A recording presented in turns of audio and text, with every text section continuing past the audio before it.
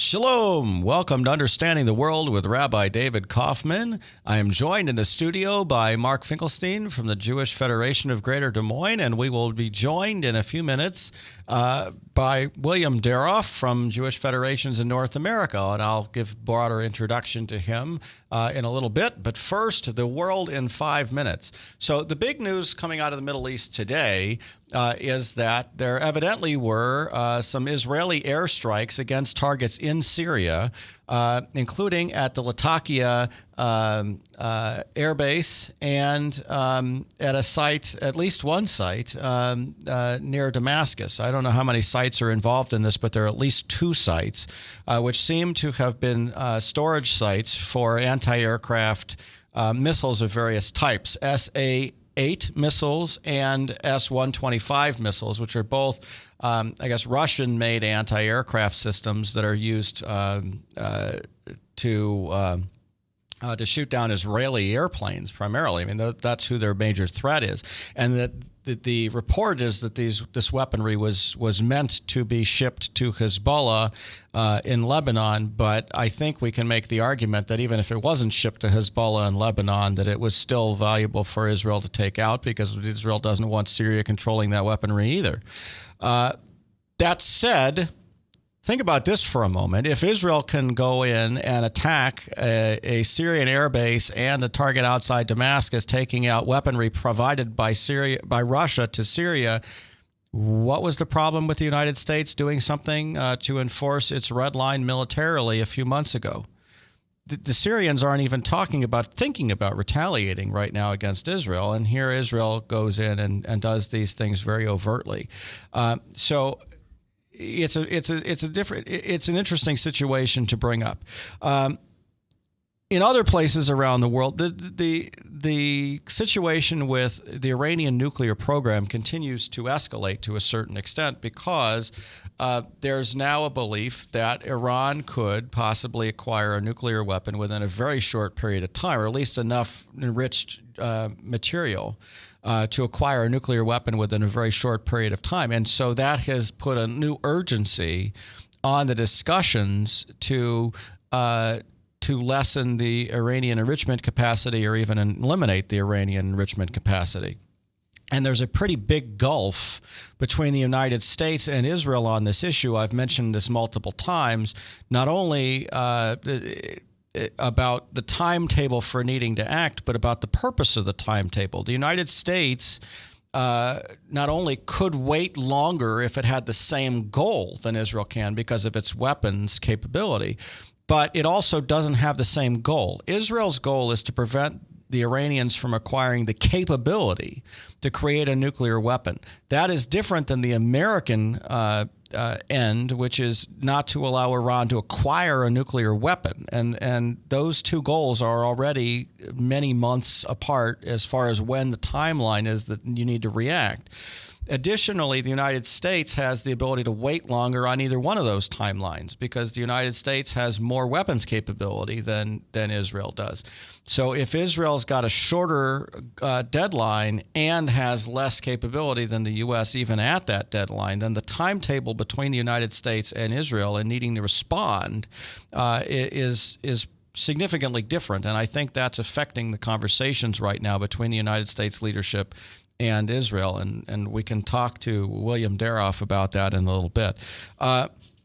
Right now, there is a very significant inflow of global jihadis, as the Israelis are now terming them, coming into the areas around Israel. And there's an article and Ynet News the other day that more than 30,000 global jihadists are fighting in countries that border Israel. That's a lot of people who are fairly radical. And Israel's border situation, therefore, is under threat even more than it would normally, because you're talking about not the threat of invasion. You're talking about the threat of penetration of a handful of people who are interested in doing harm.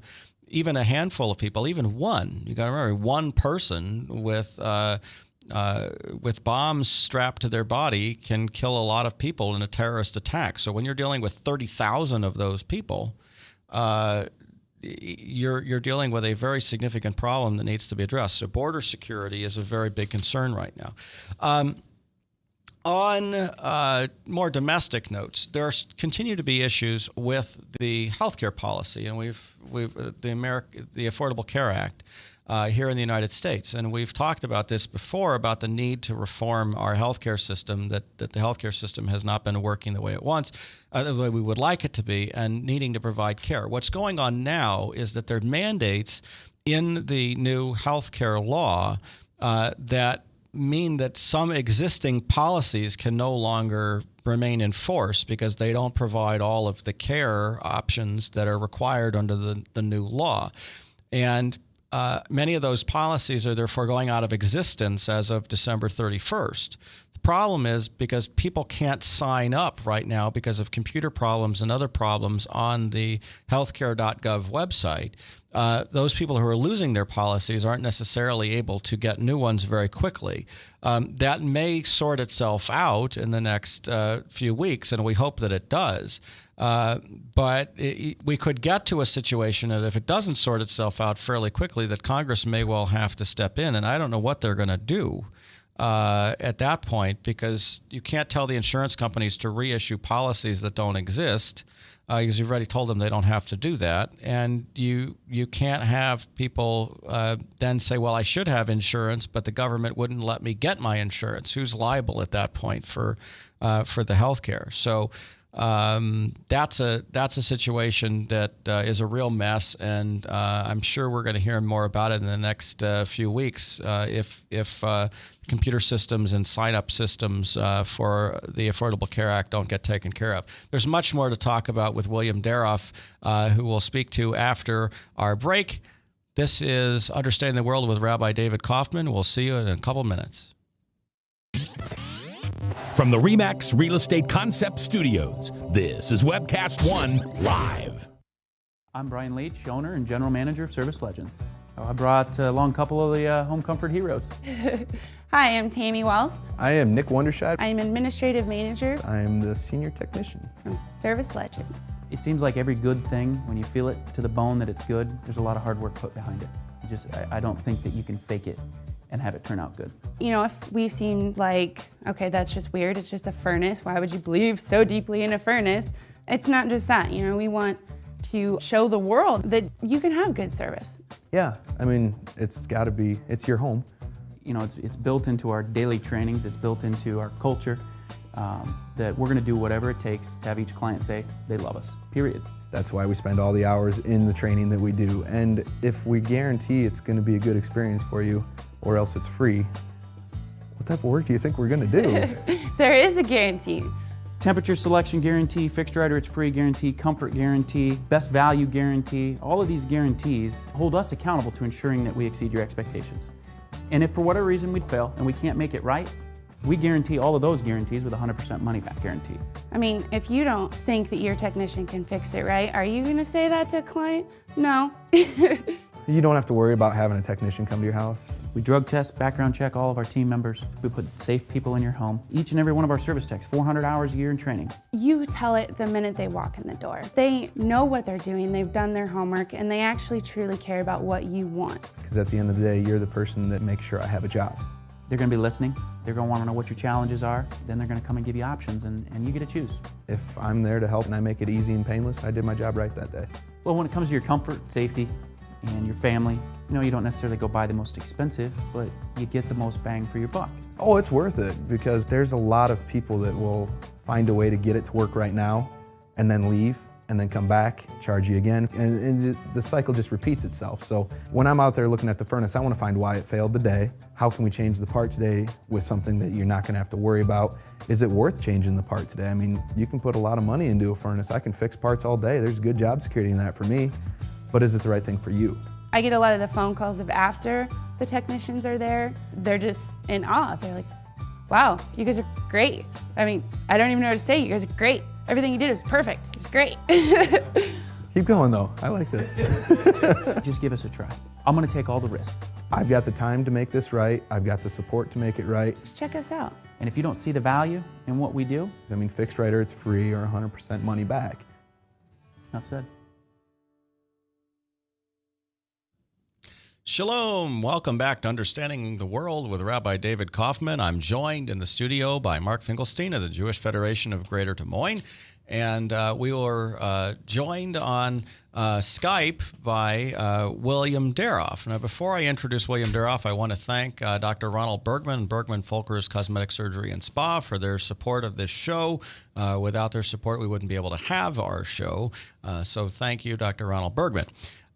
William Daroff in 2008 was named by the Forward newspaper as being among the 50 most influential Jews in America.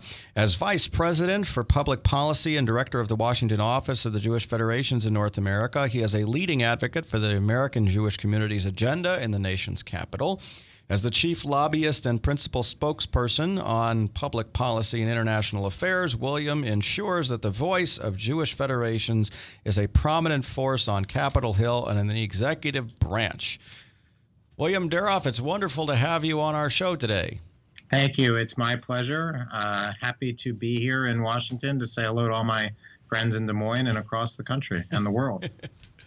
So Mark and I were thinking that maybe we could start with kind of the domestic side of things. There's a lot of, Mark, you want to? Yeah, basically, I think this is the first day where members of the House and Senate are getting together to conference on the SNAP legislation, dealing formally what was known as food stamps. William, what's your position on this? Well, our position is that when you say that they're getting together, that's probably an overstatement. There's not much comity on Capitol Hill at the moment. Lots of comedy, but not much comity going on. They're really not getting together on much. As it relates to SNAP, the Farm Bill is being negotiated as we speak, something that probably is the farm piece of it is important in Iowa. The part that's also has great importance is the Supplemental Nutrition Program, formerly called food stamps, as you said, Mark, and there's not a lot of agreement about the direction that the governmental assistance for those who are in need should have, and the numbers that between the Democrats and Republicans, and in fact between the House and the Senate, have billions of dollars in between, billions of dollars of assistance that could go towards assisting vulnerable populations who depend upon that assistance to literally eat every day. At the very least, William, the Senate proposal would trim $4 billion over a 10-year period for basically food stamps. Is that viable to begin with? Not the least the fact that the House is talking about a $40 billion cut. Well, it is painful and harmful, but the Senate version is better than the House version. And at this point, there's really not much of a feeling that the compromise that's going to come out would be anywhere near better than where the Senate is at the moment. So it's tough. We're in an environment that is one where the vulnerable are really a victim here. And these are people who don't have high-paid lobbyists, who don't have interest groups who are out there pushing for them, because this is the most underprivileged, the most in need in our society. Are the Congress people concerned about trying to shift the responsibility to the states, or are they just saying that we just can't afford it and we don't care whether where the money comes from? This is not a situation like we've seen with Medicaid, where they're looking to block grant funds to the states. This is a situation where the House just says, the House Republicans just say there's no money and we need to move on. And there's too much fat here, that there's not enough means testing and the like. So it's not a situation that is looking for a more efficient mechanism, but rather it's just purely a matter of numbers. A federation here in Des Moines has communicated with Senator Harkin, who is prominent on that particular committee, indicating that we want Senator Harkin to oppose all cuts in SNAP, and certainly Senator Harkin is opposed to those cuts. We certainly hope that his voice will prevail. Well, Senator Harkin has been a leader in those issues for the many decades that he's been in the House and the Senate. And what do you hear from Senator Grassley? I don't think we've heard much of anything. We haven't, yeah. So let's move to ACA. What are you hearing about ACA from the Federation's perspective? I mean, I've heard good things, that people have been able to find policies that they otherwise wouldn't have and save money, and I've heard that people have found policies that are much more expensive than what they had, and some people haven't been able to find them at all. Well, it certainly at the moment is the web access at healthcare.gov is a punchline for Jay Leno and Conan O'Brien and Jimmy Kimmel and for most of America. Nancy Pelosi was on public radio a couple of days ago and reminded everyone that when the Medicare Part D expansion occurred, the prescription drugs for Medicare under the Bush administration, that there were similar difficulties getting online during the beginning, and they worked their way out. So at the moment, it's pretty much a sort of caught up as a political football. As far as the substance of it, I hear, like you hear, stories on MSNBC about people finding economical paths to health insurance, and stories on Fox News of people finding non-economical paths, and all sorts of stories across the board, really on both sides, that have people who are being pushed off of their health insurance because of it, or who have found the panacea or the nirvana because of it. So I think it'll take a while before the dust clears and the smoke clears, and we're able to see what the real impact at this early stage of the exchange game is. Do you think there's any possibility that this stuff is handled in time for the December 31st deadline, or do you think there's a possibility that Congress has to do something about delaying implementation or something else until then? I think that is an excellent question that no one really knows the answer to. The fellow who has been put in charge of figuring out the website is a good guy, a great Jewish communal figure, Jeff Zients, who was at the Office of Management and Budget, a very capable individual. They've set a new deadline of early November for everything to be up and running. I've not seen any real data on how many people are actually signing up.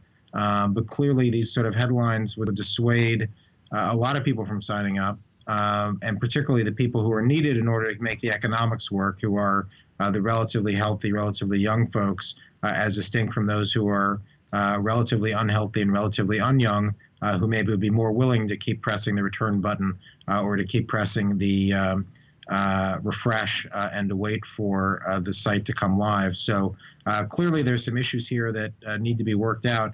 I don't know that there's much willingness on the Hill or, frankly, in the White House for there to be any sort of extension put on, and I'm not sure that the Obama administration really wants to fight that game. I think the Republicans would be happy to have, as we switch from the discussion about the budget shutdown, to have a discussion more about Obamacare, which is where they wanted to be in the first place. So I think politically that's not where the Obama administration wants to be, but if the numbers don't add up and they can't figure out the website and they're not getting the enrollments, they might be forced to at least to try. William, do you have a ballpark figure of how many Americans will eventually be enfranchised by ACA? Not a number that's particularly reliable.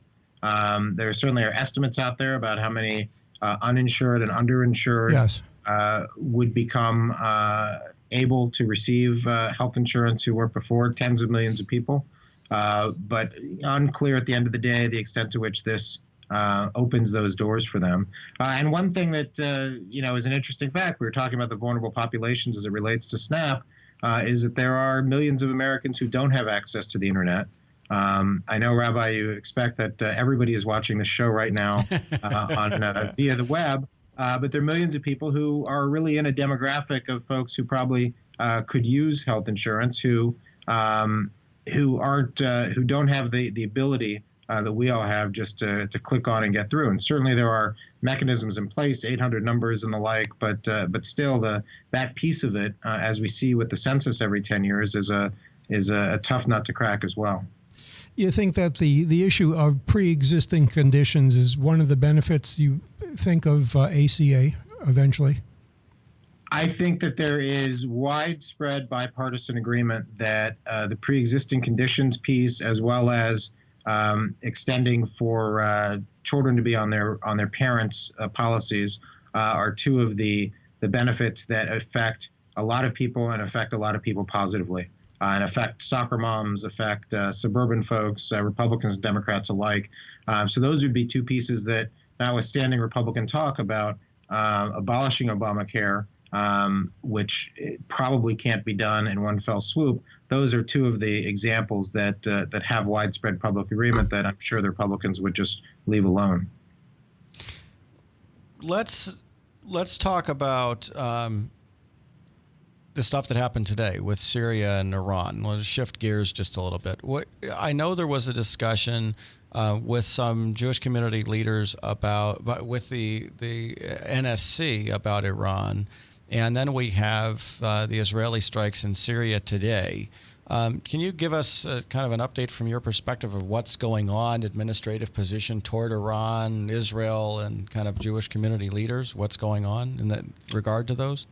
Sure. And I think probably it makes sense to separate the two. I think that the administration's actions and inactions, as well as the sort of general sense of Congress and the American people about Syria and about American action in Syria to stop the chemical weapons, informs where America is on Iran and where the world thinks America will be on Iran. But I think they're beyond that. I think they're pretty separate issues.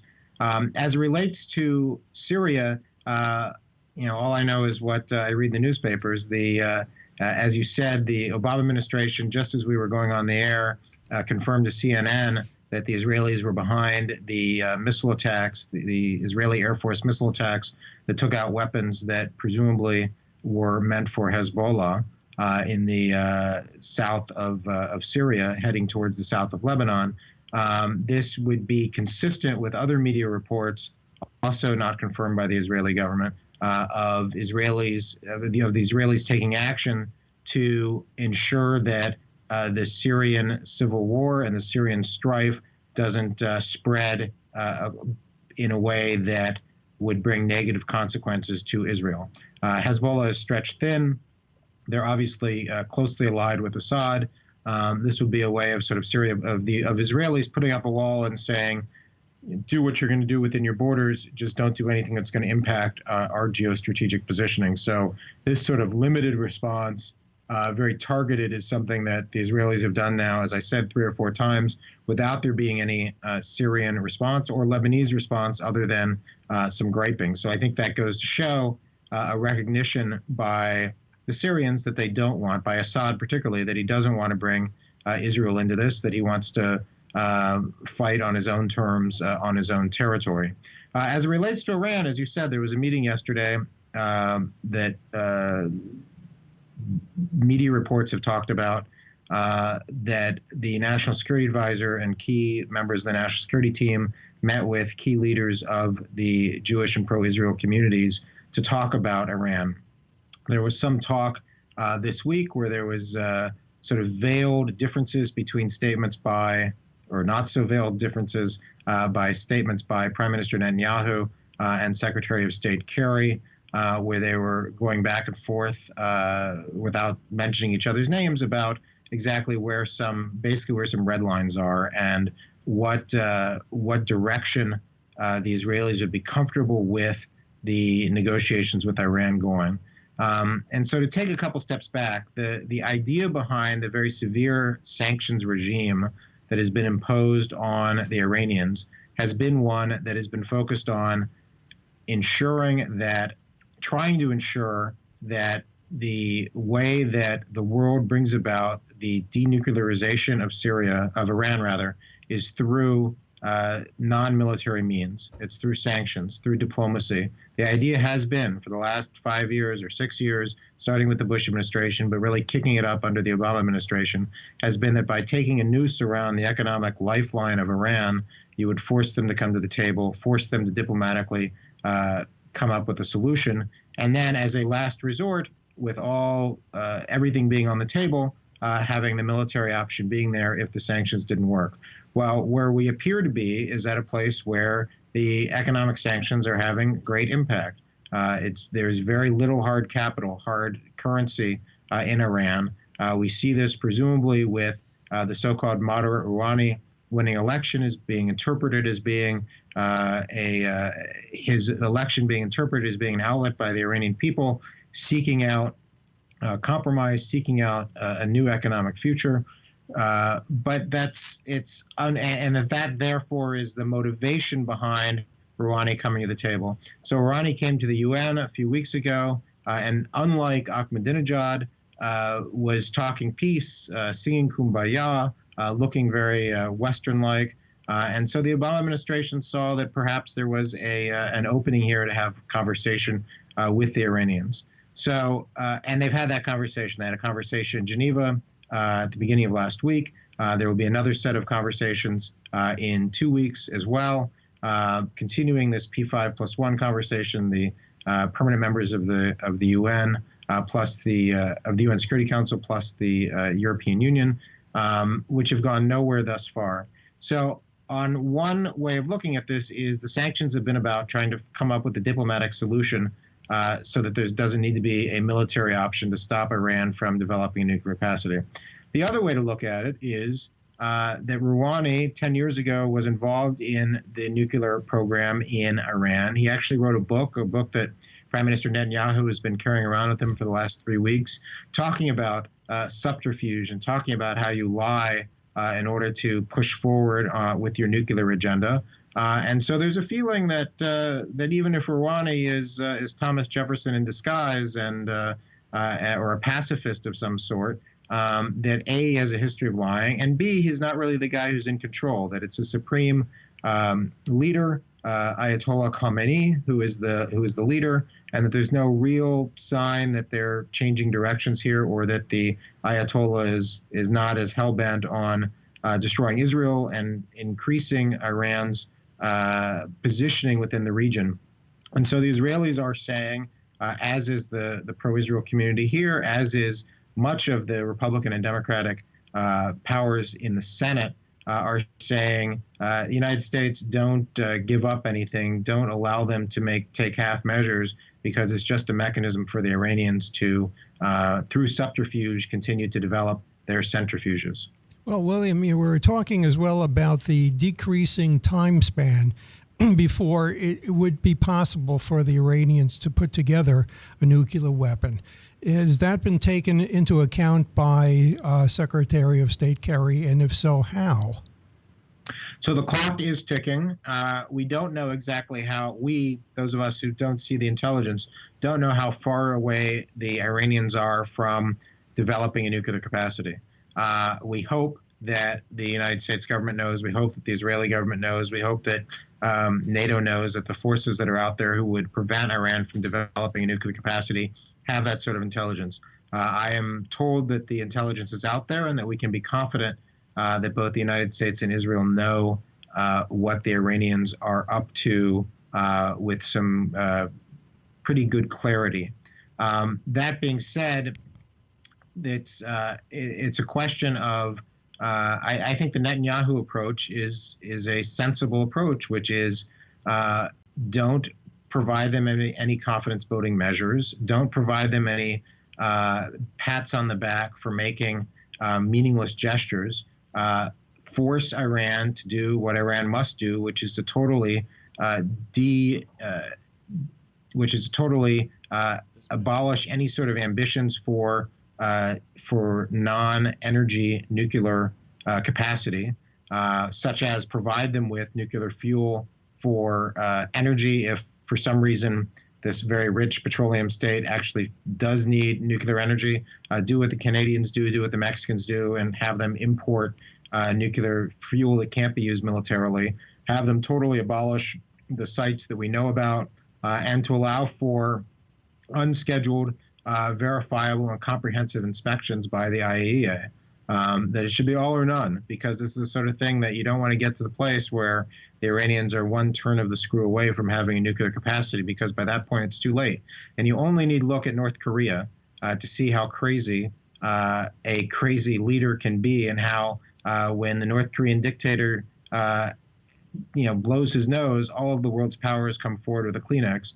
And that's North Korea, which doesn't really have any global ambitions and which is very much under the shadow of China. If you look at how tender the Middle East is and imagine what would happen if Iran got a nuke. The first thing that would happen is the Gulf states would need one as well. And Egypt would need one. You'd have a total change in the balance of power in the region. And beyond Israel being at risk, all of Southern Europe would be at risk from nuclear blackmail as well. William, what is the situation as far as the Israeli military threat against Iran? I mean, I hearing the rhetoric about the time situation that Iran could get a weapon quickly. One of the first things that came to my mind was maybe the Israelis are going to act relatively quickly, and that the United States is trying to convince Israel not to do that. Has that been part of the debate here? There have been press reports that at various times along the way, the administration has had to send, the Obama administration has had to send emissaries to try to convince the Israelis to back down, most notably before, in October, before our American election, when there was thought that the Israelis were about to go forward. Press reports, I don't know that we've seen anything that's real confirmed about that. As it stands now, if you think about it from a PR public relations point of view, which is always an ingredient in this, it would be very difficult for the Israelis, I think, to move forward with a military exercise when there is some hope out there that this diplomatic discussion will actually bear some fruits. That being said, I think that no Israeli prime minister, and I would hope that no American president, but clearly no Israeli prime minister would allow for PR to get in the way of the real existential threat that an Iranian nuclear capacity would have. And I think that if that piece of paper is handed to any prime minister, whether it's someone of the left or of the right, that says that the Iranians are X months away from crossing that nuclear threshold, that they would do what they need to do to protect Israel. And I think that I would hope that any American president would have the same sort of consideration as it relates to the real change in balance of power and the real impact it would have on the region for Iranian developing a nuclear capacity. William, to what extent does the current peace negotiation situation have any linkage whatsoever to the Iranian situation? I think it is the linkage there is it has more to do with the region than it has to do with Iran, but Iran is clearly connected to the region. John Kerry has put a lot of weight into having the negotiations go forward. It's a major priority for him and therefore for the Obama administration. And from a sort of PR point of view and from the point of view of the Israelis being good world citizens, taking off the table the Israeli-Palestinian dispute is a positive. We saw this at the UN General Assembly just a few weeks ago, where the Palestinians did not go forward with their unilateral declaration of independence proposal, where the temperature is somewhat more quiet. And the temperature is quiet as it relates to the Israeli and Palestinian situation because negotiations are going on. And so in good faith, Israel is seen as being at the table, and the Palestinians are seen as being at the table. So to some extent, if you think that there are 50 crises at the moment in the Middle East, by being in discussions, it means that one of those 50s is less of a crisis than it was the day before the negotiations started. So that's how I think it plays into the geostrategic situation of the region. It allows for what really is a red herring of the Israeli-Palestinian dispute to be less of a red herring and to be less of a detour around the real issues and the real discussions in the region, such as the post-Arab Spring regional stability of Egypt, of Syria, of Lebanon, of the Gulf states, and clearly of Iran's nuclear ambitions. So, shall we talk a little bit about one of those other conflicts, namely Egypt, and what's going on in Egypt and American aid to Egypt, and what are your thoughts on what's going on with the Egyptian situation? My thoughts are that the current military-backed government in Egypt is one that provides more stability for the world, for the region, and for the United States and for our American interests, and frankly provides more stability for the Egyptian people.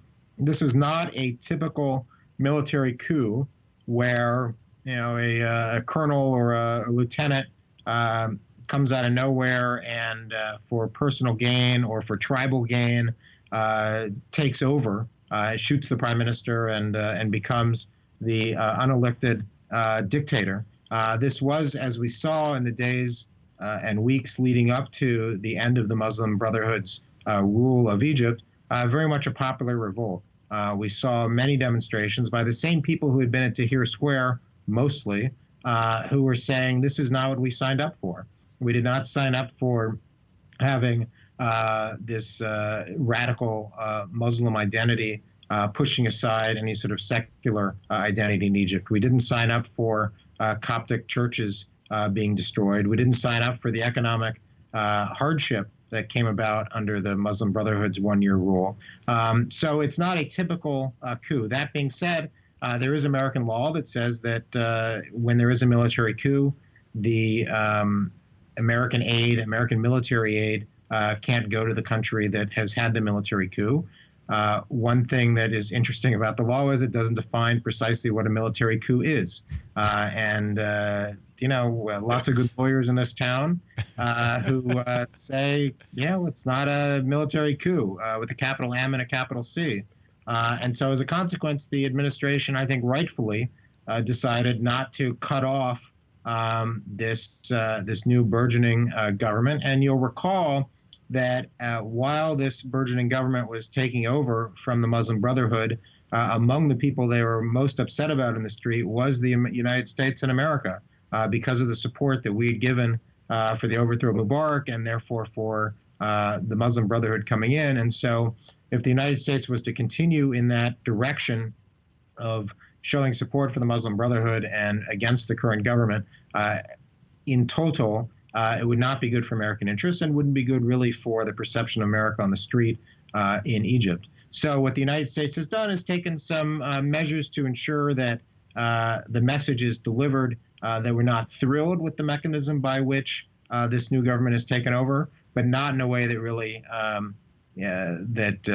cuts our face to whatever that expression is about spiting your face, not in a way that really knocks us off at the knees and makes it so that our positioning in the region is less potent. Well, and we've seen Russia step up. That Putin seems to be trying to step in and insinuate Russia into the discussion.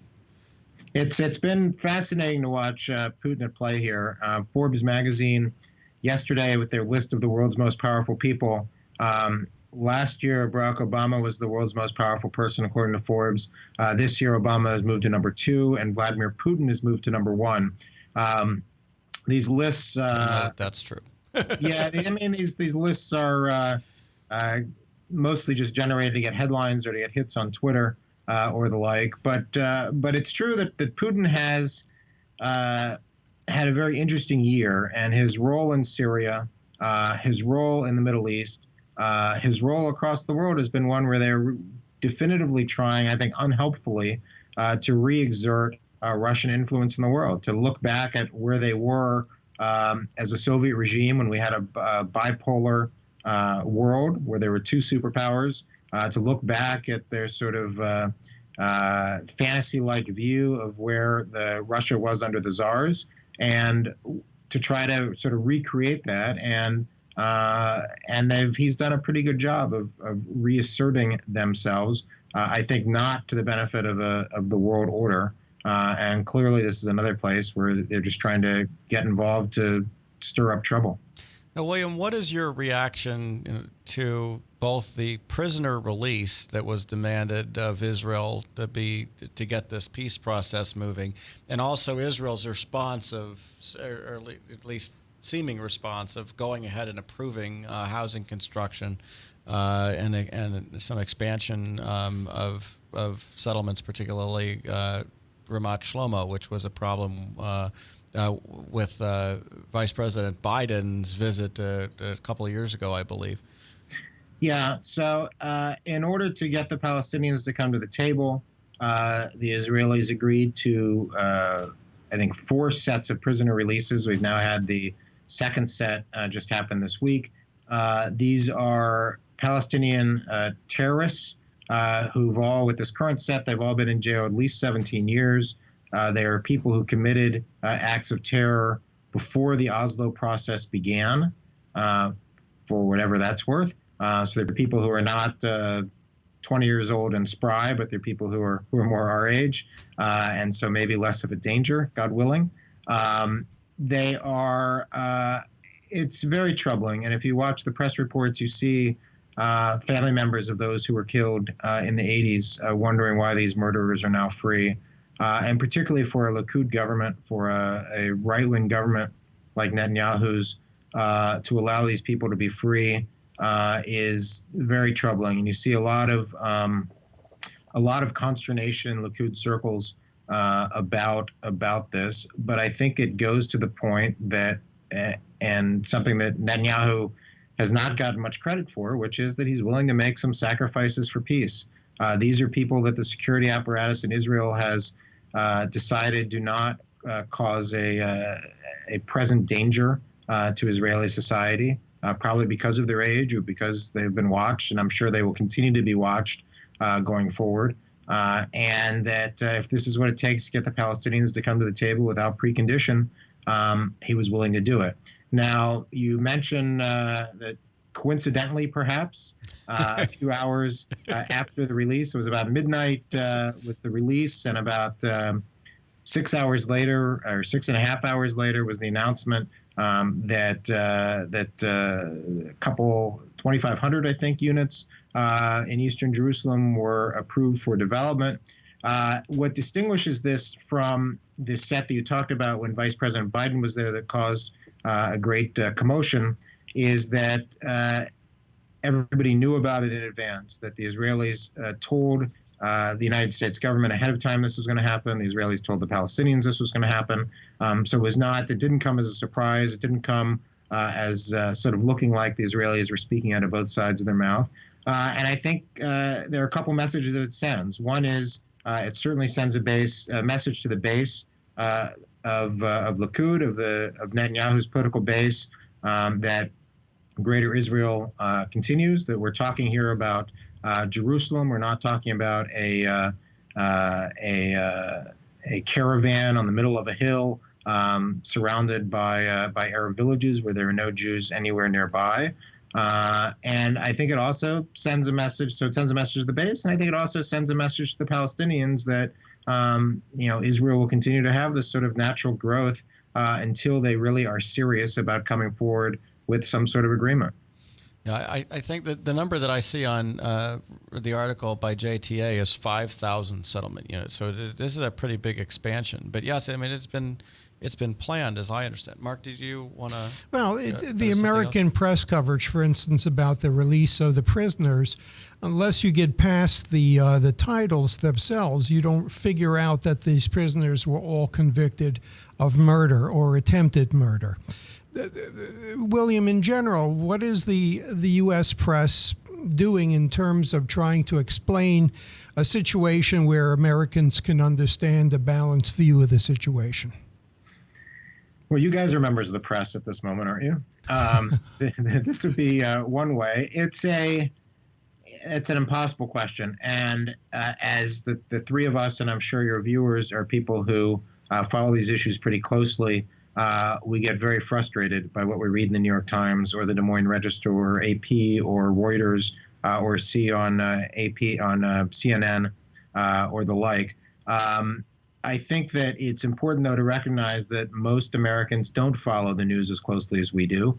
That they just see snapshots. They see, they see a handshake before talks, or they see somebody blowing up something, or they see something blowing up, and it's sort of filed away in a category of depending on the bias of the person who's looking at it.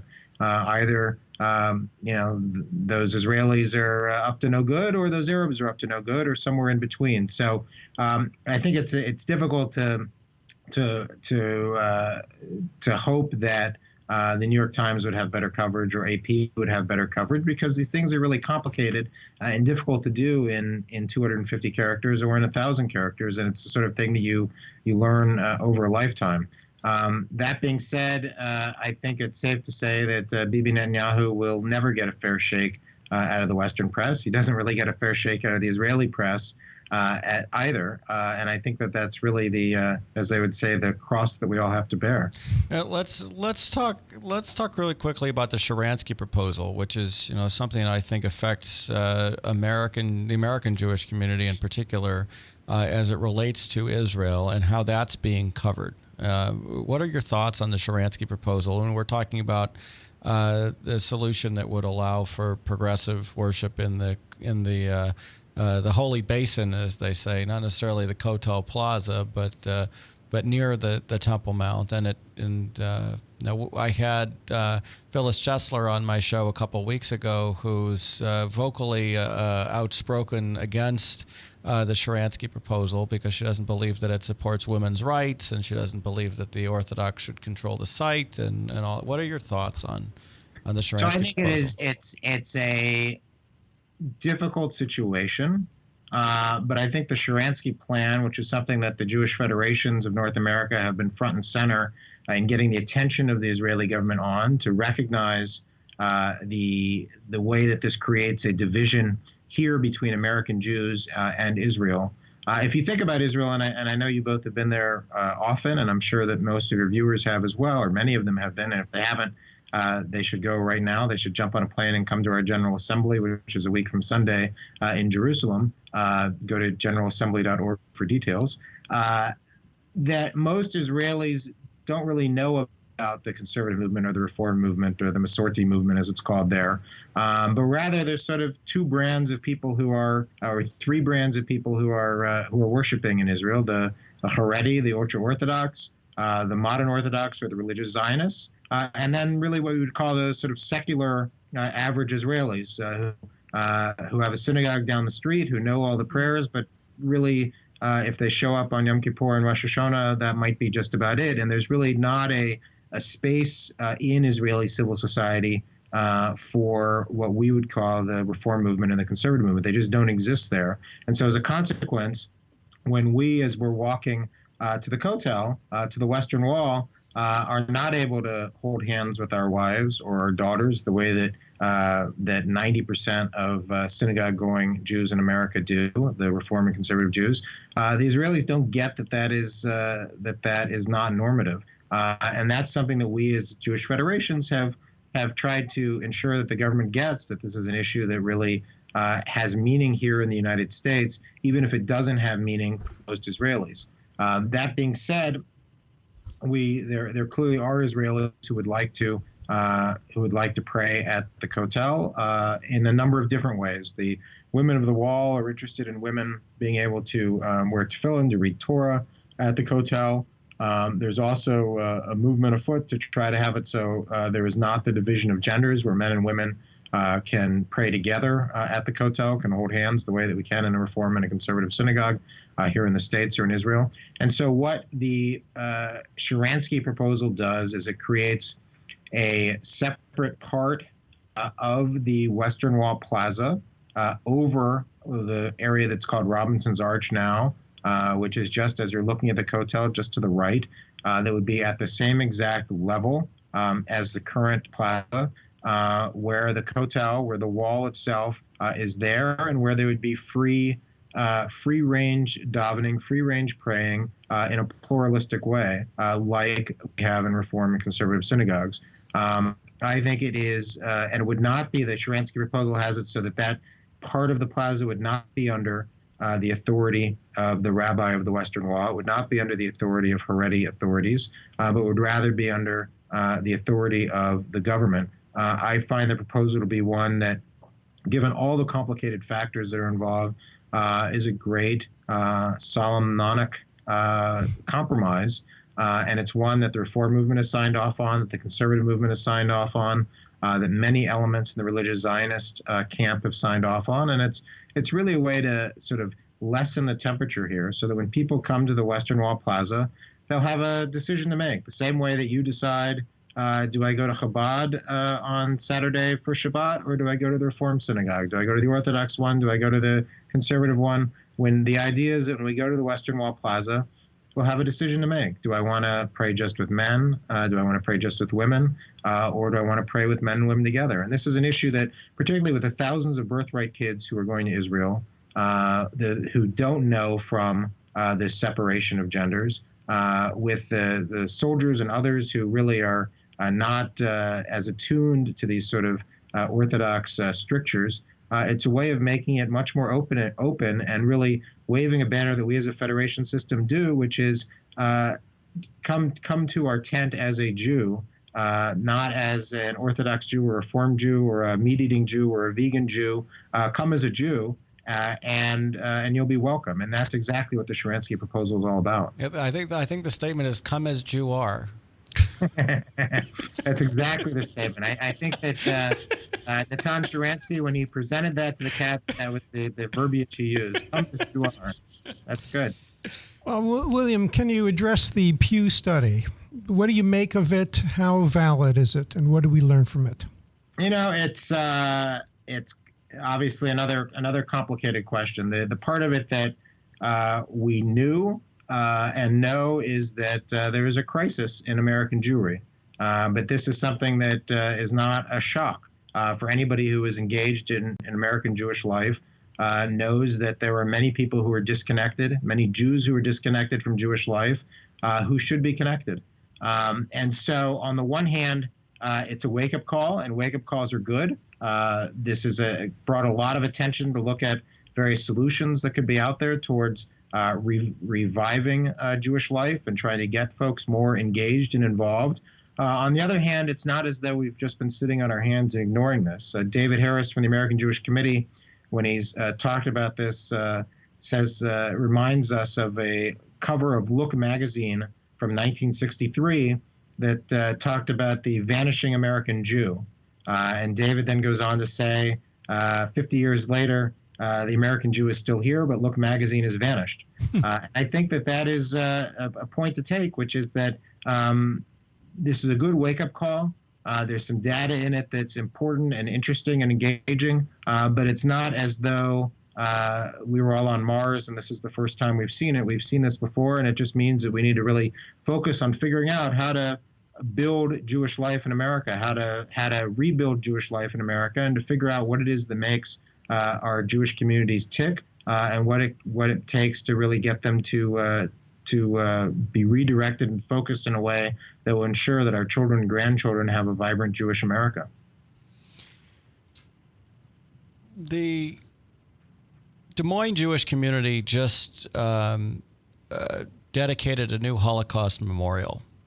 And it was fairly clear at this dedication, unlike previous events that I've been to, or at least when I first came to Des Moines a decade ago, that the presence of Holocaust survivors is no longer a guarantee, if any at all. And now we're dealing with children of survivors and children of liberators. How is that change now affecting the Holocaust remembrance around the country, and also how does it affect policy as we're talking about the impact of history on the Jewish people?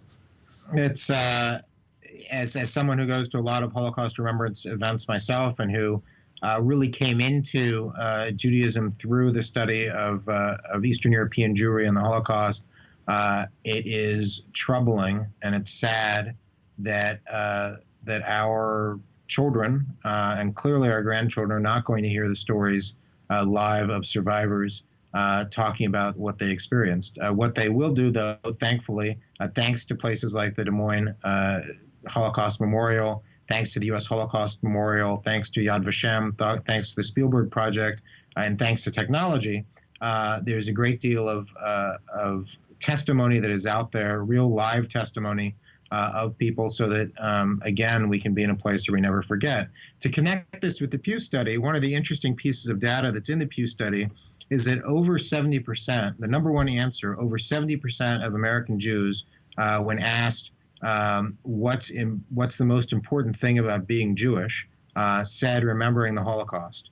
And this is good news and bad news. The good news is that we have instilled, as an American Jewish community, as American Jewish leaders, we have instilled the need to remember, to recognize the millions who were lost, to recognize the antecedents of the Holocaust, to recognize how terrible it was and where were we and where we've been, and that's important.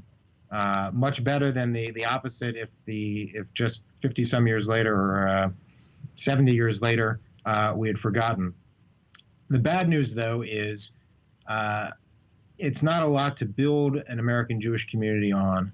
For us to identify ourselves as Jews through Hitler, for us to say, I am who I am a Jew because of the Nazis tried to eliminate my people, is not the greatest motivator. It's not, it ignores the beauty of Judaism. It ignores the beauty of our ethics and our morals and our values and our stories and our history and the positive pieces of our history in a way that is sad. So I think that it is important for us to find a balance where we are ensuring that future generations recognize what we've lost as a people, but that we don't totally take all of our identification as a people in those 6 million losses. The Israel Action Network, William, can you explain that? Sure. The Israel Action Network is the endeavor of the Jewish Federations of North America in partnership with the Jewish Council for Public Affairs, which seeks to combat the assault on Israel's legitimacy. This is, if you think about Israel's legitimacy as a state, there are attempts out there to categorize Israel in a way that no other sovereign state would be categorized. And you see this at the United Nations, where when Israel is sort of systematically eliminated from being involved in deliberations like no other country in the world is ostracized. You see that through the boycott, divestment, and sanctions movement, where there is a systematic attempt to equate Israel with apartheid South Africa. You see that as well in places like University of California, Irvine, where Ambassador Oren was yelled off off the stage at a college campus. And what the IAN, the Israel Action Network, which is supported by the Des Moines Federation and by over 100 federations across North America, is doing is to give federations and communities and community relations councils the intelligence, the know-how, and really the action plans to push back to ensure that this scourge of delegitimization doesn't catch on. Well, William Daroff, thank you for joining us on Understanding the World today. And for those who want to follow William Daroff, you can with the @ symbol at DAROFF on Twitter. William Daroff is one of the leading Jewish tweeters out there, I guess I should say. Thank you for being on our show today. Thank you for sharing all your expertise with us, and thank you for all the wonderful work you do on behalf of American Jewish community and from Jews around the world. Thank you both very much. Thank you for all you do for us across the United States and in Des Moines. I'm a big fan of both of yours, and I'm glad to be a part of this and look forward to the next chance we have to do our part for American Jewry. Thank you. See you next week. From Consumer Credit of America was your personal webmaster, Tom would filter out all bad debt emails. If Tom was your mailman, you'd never get any debt reduction junk mail. If Tom Coates was a lineman, he'd block any phone calls offering to reduce your credit card debt. Hi, I'm Tom Coates with Consumer Credit of America, and we're still your best choice for credit counseling. We're local, we're accountable, and we can do more. You make the call when the time's right for you. When it comes to competition, there really is none for Consumer Credit of America. Yes, now your favorite programs on Webcast One Live can all be watched and listened to on any Android or Apple device. Your phone, tablet, or iPad.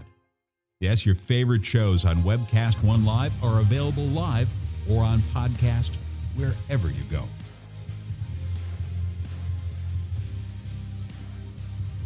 Let me introduce to you some of our great shows. Shalom.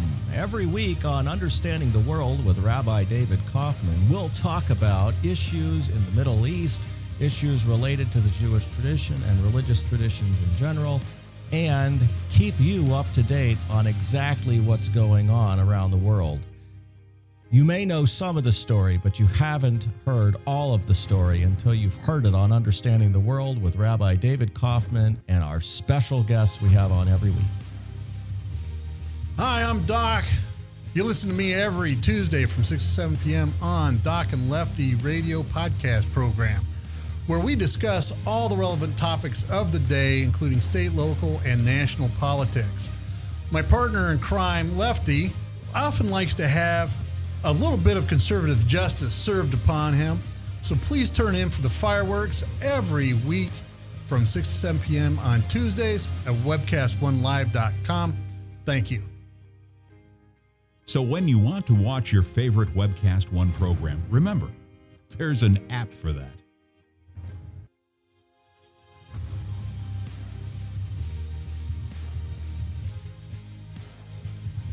You know, there's an app for that.